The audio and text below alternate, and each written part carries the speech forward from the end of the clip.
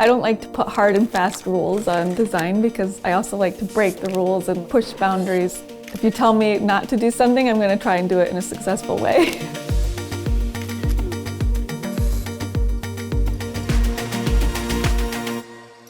I'm Sherman Samuel, and I'm a designer. I design interiors, objects, textiles, furniture, products, all the things. I'm much better with visuals than I am with words. So I'm designing a kids' room with West Elm, and they gave me free rein to do whatever I want, dream up any type of space within their studio. And to make it even more interesting, I'm doing it from my own studio in Michigan, and they're building it in New York. Kids' bedrooms are one of my favorites. I typically stay away from doing any strong themed kids' bedrooms. By leaving their room more open-ended, it leaves room for more imagination. Like in this room, the canopies could become rocket ships. They can make it anything they want. I'm so excited to get started. There's quite a few little whimsical touches in the room. I have stripes on the wall that go up the ceiling, round windows with built-in archways where the dressers fit in. A large archway into the library with scallop wainscot going in. Now I'm going to check in with the studio and see how it's going. Look how good that looks. So good. I love this. This is the best part. From sketches and drawings to real life, that's always the best.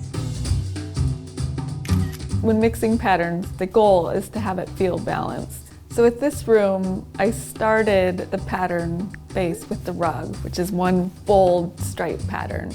And I wanted to bring visual interest on the walls and ceiling with the stripe as well, but I did it in a smaller scale so it doesn't compete with the rug and not feel like there's too much of one scale of pattern, like the dotted sheets mixed with the larger graphic print of the rug gives a lot of visual interest. Cute! Can they both go over to the left a little bit? It's fun playing with neutrals, but when thinking about color in a kid's room, I like to go bold with color, but to keep it sophisticated, I tend to use one predominant color.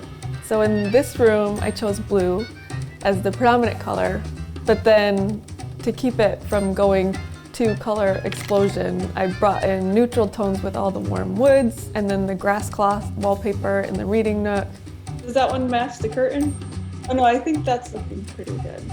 And then I just have a few supporting colors with the mustard gold canopies and a touch of blush in the curtains and then one little pop of red in the art.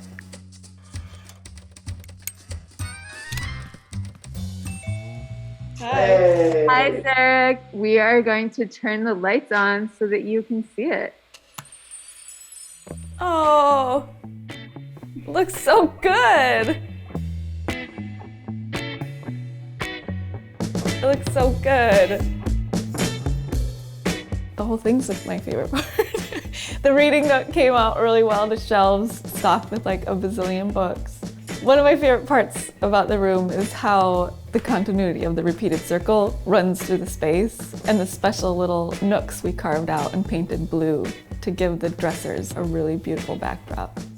Seeing the canopies hung over the beds, I feel like that's such a magical moment.